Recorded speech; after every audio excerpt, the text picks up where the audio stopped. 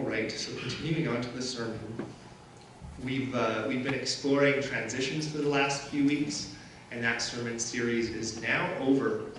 What's not over is the kind of remembrance altar we built in Joshua 4. The Israelites crossed over the Jordan. They built this altar of remembrance, and we thought, hey, it would be cool if we kind of built our own. So we were signing our name on rocks and putting it into this altar of remembrance to remember that we are covenanting with God to be a people of care.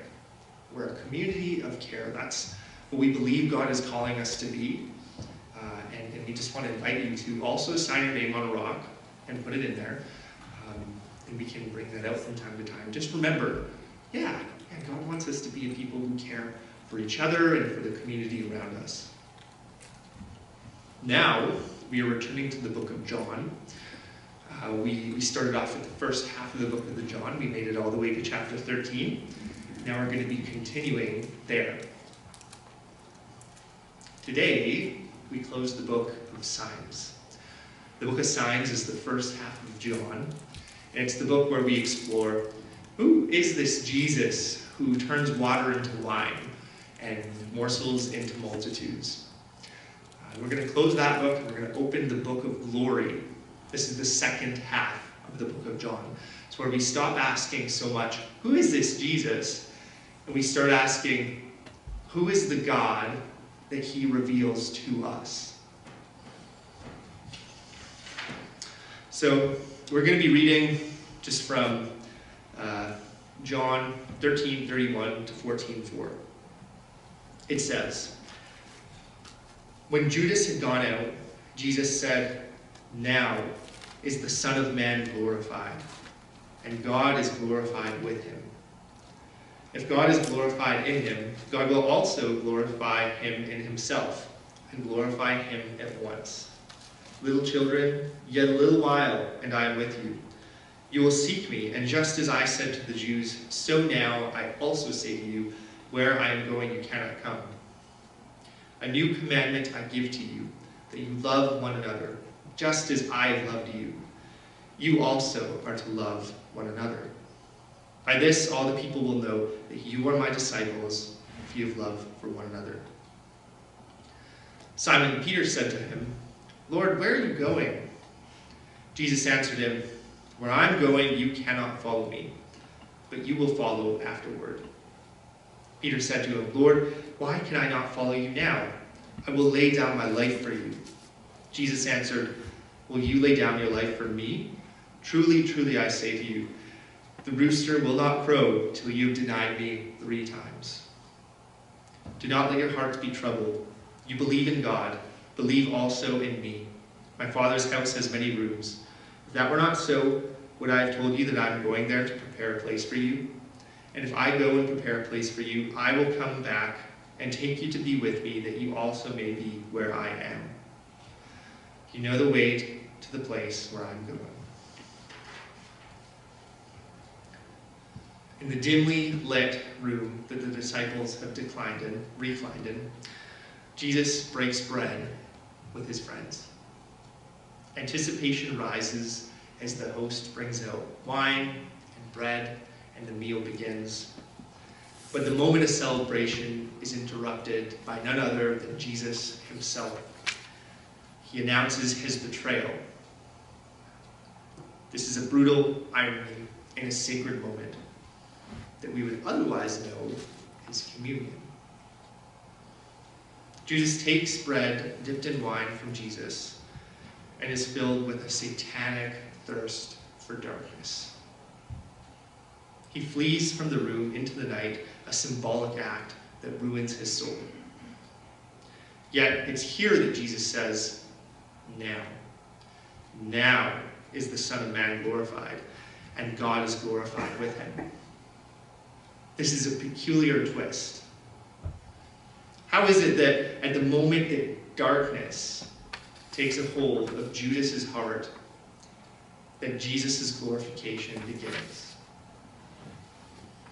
How can it be that this moment is the moment where the layers of the world are pulled back and the truth about who God is revealed in Jesus? If anything, this moment appears to conceal who God is. Up until this point, God's reign and reality has been closely tied with the light. Remember John 1:5, which says, "A light shines in the darkness, and the dark has not overcome it." This moment appears to be the beginning of the end for Jesus, the end of the light. Not the beginning of glory, the end. When I was a college student, we had this ritual. Every year, we have this buildup of furniture that students had brought and left in the dorm. And so, this was really cheeky of us. We would take the old furniture, the oldest piece actually, and we would take it behind the dean's house, and we would burn it. And so at like 2 a.m. in the morning, there would just be this inferno. He was in charge of discipline, so if we ever got caught, we would be in big trouble. We always did this in the dark of night. We had no desire for our secret rebellion to be found out. Although there would always be a telling pile of ash in the morning. I think we have a common impulse to hide our betrayals from God, just like we hide our rebellion from authorities. In the same way that Judas slinks into the night to betray Jesus, we also slip into the dark to betray one another and our God with our most destructive sins. Usually, we hide sin and commit it in secret. It lives in the concealed spaces of our heart long before it gives birth to an action. And as we've all experienced in our own particular stories, those sins wreak havoc on our lives and the lives of those around us. How is it that this moment for Judas, and even for us, could be the moment that Jesus begins to be glorified? This seems like the end of Jesus. More tangibly, it seems like the end of Jesus for us. No longer will the Christ walk among us in the flesh, performing miracles and signs, proving that God does not only exist, but that he loves us faithfully. No longer will Jesus fill rooms with the light of his laughter or break bread with sinners. Judas walking out on Jesus this night appears by all counts to be the end of the ride. Hope was fun while it lasted, but now reality is here to slap us in the face. Now the affair is discovered. Now the pornography pops up in your search history. Now the parent lapses into abuse. The spouse finds an empty bottle in the nook. Now the secrets are laid bare. Now the truth is out there, and the world has lost its glimmer, its enchantment, its naive hope. In light of Judas's betrayal, it's hard not to sink into a kind of cynicism, let alone the betrayals that we experience, both by others and done to others. Cynicism has worked its way into our society like yeast in a dough, and hopelessness abounds.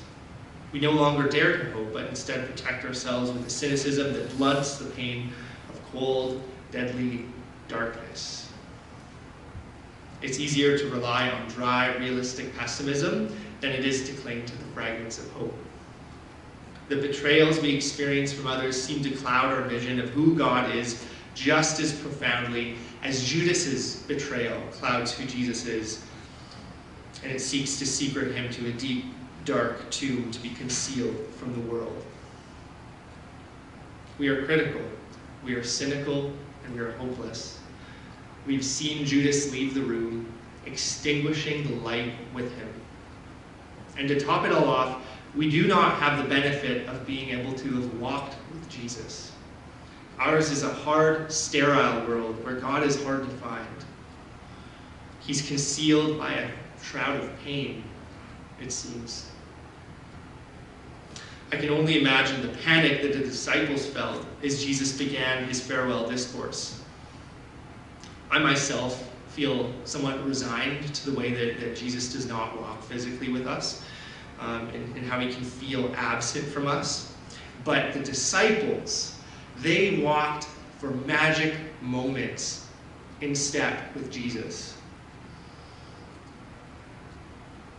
They tasted and saw the goodness of their Lord's presence. We today, however, may echo Batman's rival Bane, who said, "I was born in the darkness, molded by it. I didn't see the light until I was a man, and by then it was only blinding." These days are marked by a darkness that suggests God is absent. Jesus warns the disciples of his impending absence. He says, "Little children, yet a little while I'm with you. You will seek me, and just as I said to the Jews, so now I also say to you, where I'm going, you cannot come." This summarizes what I've said about Jesus up until this point.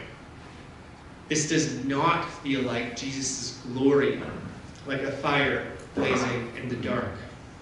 This departure reeks of abandonment and darkness, like a parent who abandons their child in a dark place that tells them not to follow.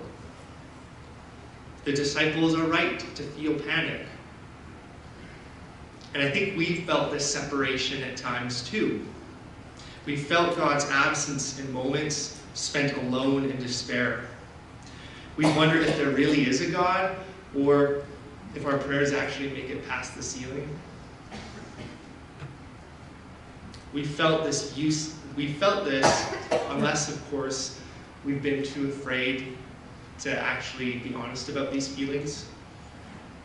We may hide them in fear, afraid of being punished for having doubts, or afraid that, if we don't force our way through them with faith, we will be punished by God even.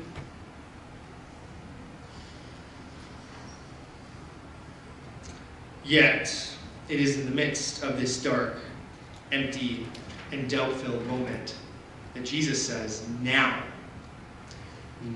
is the Son of God glorified, and God is glorified in him. Jesus does not shrink away from the darkness. He does not reel at the thought of separation from those he intimately calls little children. Rather, Jesus seems to believe that this is the beginning of the disciples seeing exactly how much he loves them and how much God loves them. The disciples are not children neglected or abandoned by their Father. They were born into a dark world like us. They have lived as children of the dark. It isn't so much that Jesus is abandoning them as they cannot follow Jesus into the light. This is why Jesus says to Peter, "Where I'm going, you cannot follow me, but you will follow soon after." Jesus must face the reality of the darkness, the betrayal of Judas, the self-righteousness of the Jews, and the coldness of the Roman war machine, in order to illuminate the depths of the dark world that he has traversed into. In order to light up the darkness, Jesus must be immersed in the deepest, darkest death. Peter, still blind to the darkness Jesus has invited him to face, becomes frantic as Jesus begins his farewell. He says, "Lord, where are you going? And Lord, why can I not follow you now? I will lay down my life for you." But this is shown to be just a turn of phrase rather than a promise, as Jesus says, "Will you really lay down your life for me? Very truly, I tell you, before the rooster crows, you will disown me 3 times." Jesus knew that in this current state, Peter could not begin to handle the light of dawn. He was still a child of darkness and would fail Jesus. just as every single human being has done since light was separated from dark in the garden. Peter and the other disciples disperse at Christ's arrest because they have not been filled with God's Spirit and ignited with his light also. This is where the light strikes most deeply. To the heart of the broken and idolatrous people of Israel. To the heart of power-hungry Rome. To the heart of desperate fishermen and Jewish zealots and Roman sympathizers. These are the places that Jesus has traveled in order to illuminate. And these are the places we are called as his disciples. I'm just realizing as I preach this, Jesus came to illuminate the heart of his disciples. He came to fill their lives with light. And even as they're abandoning him, he is working to illuminate their hearts. So Jesus says, "A new commandment I give to you, that you love one another, just as I have loved you. Just as I have loved you. You also are to love one another. By this all people will know that you are my disciples, if you have love for one another." Jesus' parting words to the disciples are a restatement of an old law, newly and freshly illuminated by Jesus himself. Love one another. But not only your kinsmen and the people who are similar to yourself. Love the stranger, the alien, the foreigner in your midst. Love the ones who betray and abandon you. Love more than the people who are easy to love. Love the ones who crucify you, because that's what I'm about to do, Jesus says. Love the people who are about to crucify you and abandon you, because that's what I'm about to do. That's what he says. In the candlelight of the Passover feast, Jesus has left the disciples with an option. They can follow in Judas's footsteps, or they can follow Jesus. They can choose to have their darkness illuminated, or they can slink off into the twilight with Judas. I'm left to wonder which direction I will go after reading these verses. On one hand, I can take a very tempting path into the dark that looks like hiding from my sinful failures. I can take a world void of God and make myself a God for a time. I can live like an atheist, even though I go to church every Sunday. I know all the words to Amazing Grace. I can conceal everything that's in my heart, just like Judas. And while this is a choice, I think it's telling that literally every single disciple follows Judas into the dark night. They betray Jesus. Despite all that Jesus offers them, the disciples also choose darkness. But here is the power of the gospel. Jesus has not come to collect the successful, the elite, or the best at being good.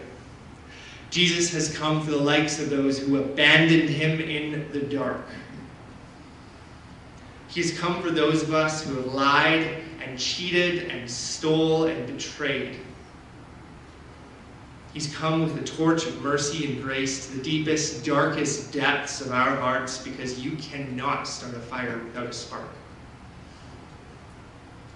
That love is a light that shines in our world with hopeful abandon. This story today was never about the successful people of God who never screw up. This story has always been about the God who dives into the dark to rescue you, to die for you.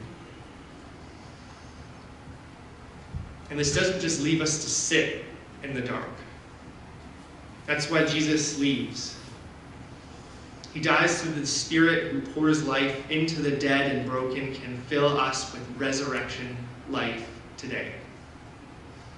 That's the Spirit who teaches us to fulfill his command, to love one another. The Spirit who actually empowers us to do that, shows us the way. And that's how we're going to be known by the love that we have for one another. Or, to use maybe a little bit more common of a phrase these days, to be a community of care. That's the spark of a love that catches fire and blazes like 1,000 suns to a world haunted by God. That love that we have for one another. Following Jesus this week does not have to look like being perfect. Please feel liberated to lay down that burden. Rather, turn to Jesus and your failures to love well. Confess which acts of yours were loveless. If possible, to the person that you hurt. Say you don't have someone to confess to. Now that's a problem, because God wants us to be lights for one another and light up the darkness with love. And so we have a bunch of different ministries and classes and small groups, etc. that you can join. And you don't even have to be interested in what's going on there. You can just be there to connect with other people who are seeking light in a dark place.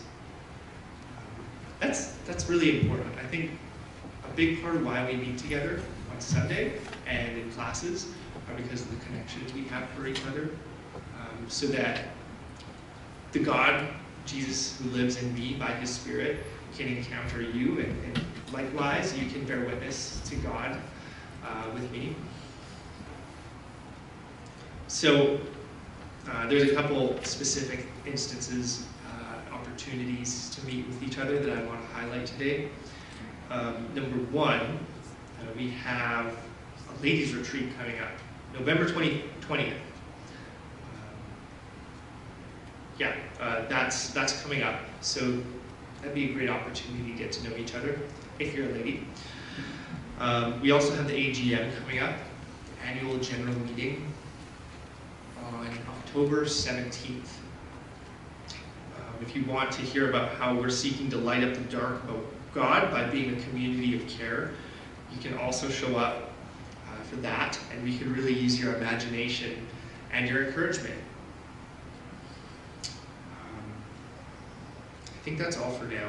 So let's just pray that God would illuminate our hearts and teach us to be people who light up the darkness, who witness the goodness of God in dark places.